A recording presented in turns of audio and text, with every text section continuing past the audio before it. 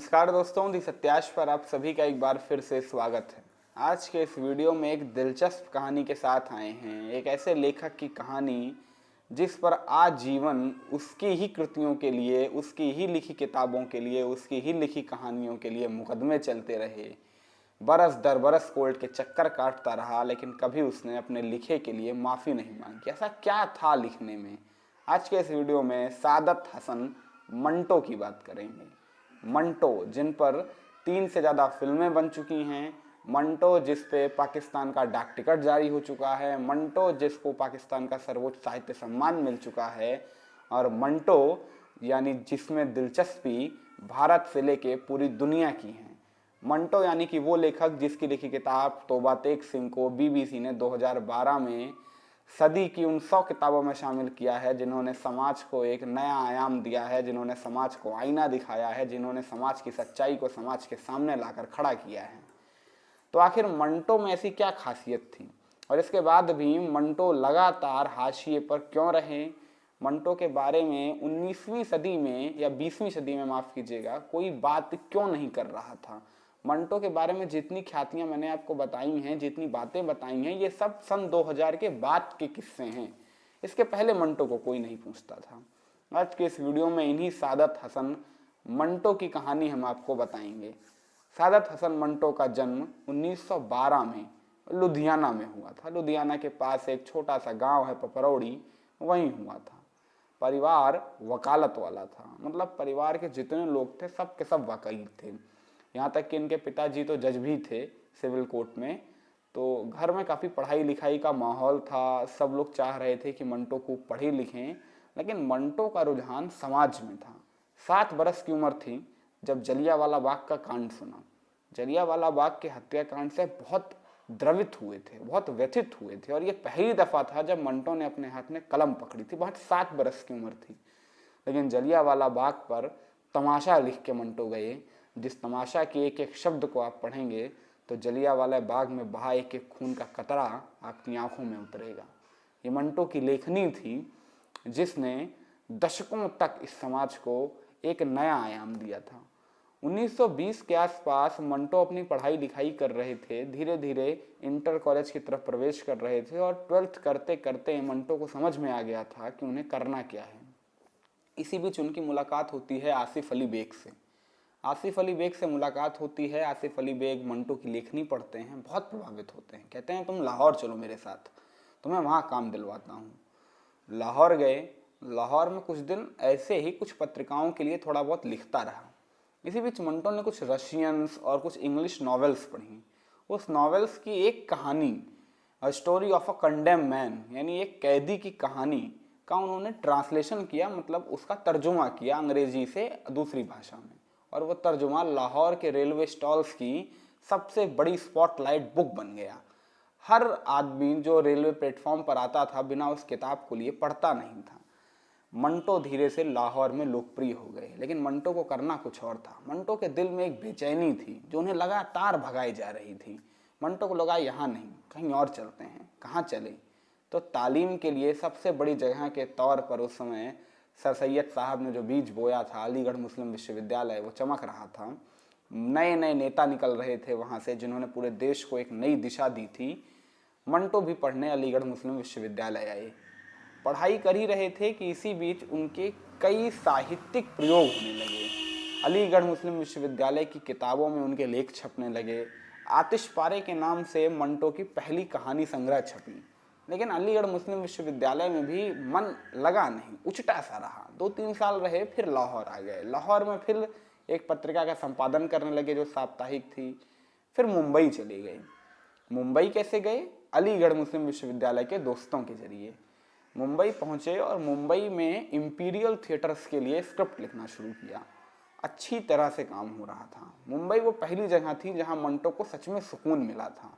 और धीरे धीरे मंटो की लेखनी में ऐसा दम था कि उससे उस समय के बॉलीवुड के दिग्गज प्रभावित होने लगे थे। मसलन अशोक कुमार हुआ, मसलन नूरजहां हुए, मसलन नौशाद हुए। ऐसे तमाम दिग्गज थे उस समय के बॉलीवुड के, जिनको मंटो का काम बहुत रास आता था। मुगल आजम बनाने के लिए 16 साल तक जिनके आसिफ ने तपस्या की थी, उनके आसिफ के साथ भी शुरुआती दौर में मंटो ने ही काम किया था, लेकिन किसी कारणवश फिल्म उस समय नहीं बन पाई, जिसके बाद तमाम चीज़ें आगे हो गई, जिसके चलते मंटो इस फिल्म से बाहर हो गए। इसी बीच साल आता है 1942 और मंटो को ऑल इंडिया रेडियो से ऑफर आता है। ऑल इंडिया रेडियो उर्दू के लिए एक जॉकी की ज़रूरत थी और मंटो से बढ़िया साहित्यकार तो कोई था नहीं उस समय। तो मंटो दिल्ली पहुँचे और मंटो ने अपनी लेखनी का जलवा दिखाना शुरू किया। एक के बाद एक, 1, 2, 3, 4, 5 hit shows all India radio Urdu को दिए, जो तब से लेकर आज तक प्रासंगिक हैं और वैसे हिट AIR उर्दू को कभी मिली नहीं। इसके बाद मंटो वापस मुंबई आ गए, चूंकि ऑल इंडिया रेडियो के मालिक से किसी बात पर झगड़ा हो गया था। वो खुद भी एक शायर थे, हो सकता हो किसी शायराना बात पर झगड़ा हो गया हो। मंटो दोबारा मुंबई आए। जब दोबारा मुंबई आए तो उनको जो मकान मिला, वो मकान मुंबई के रेड लाइट एरिया के बीचों बीच आता था। ये वो दौर था जिसने मंटो की ज़िंदगी को बदल के रख दिया। ये वो दौर था जिसने मंटो को एक नई दिशा दी। ये वो दौर था जिसने मंटो के सामने समाज के कड़वे पक्ष को लाकर खड़ा कर दिया था। ये वो दौर था जब मंटो ने समाज की नंगई को देखा था। ये वो दौर था जिसमें मंटो ने हर इंसान के दोहरे रूपों में से गलत रूप को देखा था। ये वो दौर था जिसमें मंटो ने समाज के दो हिस्सों, यानी एक अंधेरे का हिस्सा और एक उजाले का हिस्सा, यानी वो समाज जो दो तरीके से व्यवहार करता है। एक दिन का समाज जहाँ पर एक लड़की को छेड़ते हुए सड़क पर अगर आप चले जाइए तो लोग आपकी पीट पीट के हत्या भी कर सकते हैं, और एक वो समाज जो रात का समाज होता है, जहाँ पर सड़क पर लड़की को छेड़ने वाले लड़के छेड़ते रहते हैं और बगल से आदमी इसलिए निकल जाता है कि मैं दूसरे के फट्टे में टांग क्यों अड़ाऊँ। वो समाज जो दिन में सभ्यता की चादर ओढ़े रहता है और रात में वो चादर उतार के उन्हीं रेड लाइट एरियाज में जाता है। मंटो ने सच्चाई अपने सामने देखी और इस सच्चाई को जी भर के अपनी लेखनी में उतारा। पिछले 2-3 बरस से मंटो ने जो देखा था वो उनके दिमाग और उनकी लेखनी में इस कदर बैठा कि फिर मंटो उस दौर से कभी निकल नहीं पाई। 5 कहानियां मंटो ने लिखी: बू, धुआं, काली सलवार, ठंडा गोश्त और ऊपर नीचे और दरमिया। ये वो 5 कहानियां थीं जिन्होंने मंटो का जीवन भर साथ नहीं छोड़ा। इस कहानियों में वो दर्द था मंटो का, वो एक जुगुप्सा थी समाज के लिए जो उनके अंदर चल रही थी। समाज के लिए एक उद्विग्नता थी कि आखिर एक समाज ऐसा दोहरा रवैया अपना कैसे सकता है। मंटो लिखते चले जा रहे थे और किताबों में समाज की सच्चाई उकेरती चली जा रही थी।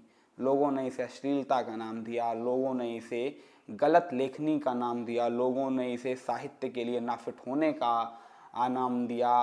तमाम तरीके के मुकदमे दर्ज हुए।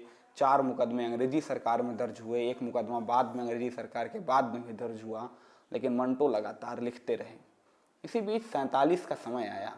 47 में देश बटा, मंटो का दिल भी बटा।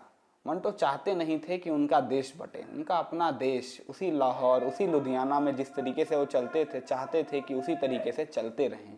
लेकिन खैर, जो होना था वो हुआ। देश का बंटवारा ना चाहते हुए हुआ और मंटो इस बात से बहुत ज़्यादा व्यथित और द्रवित थे। मुंबई में ही रहते थे। मंटो ने अपनी किताब में बंटवारे के लिए लिखा है कि मेरा देश बट गया है, मैं समझ नहीं पा रहा हूँ कि मैं किस देश का हूँ, हिंदुस्तान या पाकिस्तान। अभी तक तो पाकिस्तान में मैं किताबें लिखता था और हिंदुस्तान में आके आराम करता था। अभी तक तो मैं हिंदुस्तान की रेवड़ियाँ खाता था और पाकिस्तान में जाके पानी पीता था। अब क्या कहूँ, किस देश का हूँ। मंटो छोड़ना नहीं चाहते थे मुंबई। मुंबई उनके दिल में बसी थी। लेकिन तभी खबर मिली कि परिवार दंगों में भागकर पश्चिमी पंजाब की तरफ चला गया है। मंटो ने भी जहाज़ पकड़ के पंजाब का रुख किया और पाकिस्तान चले गए परिवार के लिए। वहाँ पर जाके लाहौर में उन्होंने लक्ष्मी बिल्डिंग को अपना ठिकाना बनाया। ये वही लक्ष्मी बिल्डिंग है जो लाला लाजपत राय की लक्ष्मी इंश्योरेंस कंपनी के द्वारा बनवाई गई थी और जिसका शिलान्यास सरोजनी नायडू ने किया था। इसके बाद मंटो का जीवन धीरे धीरे दिन ब दिन बदतर से बदतर होता चला गया। चूंकि नौकरी नहीं थी, मंटो समाज के खिलाफ लिख रहे थे, हुक्मरानों की दलाली नहीं कर रहे थे, इसलिए नौकरी नहीं मिल रही थी। मंटो जैसा टैलेंटेड साहित्यकार धीरे धीरे कुंठा का शिकार होने लगा।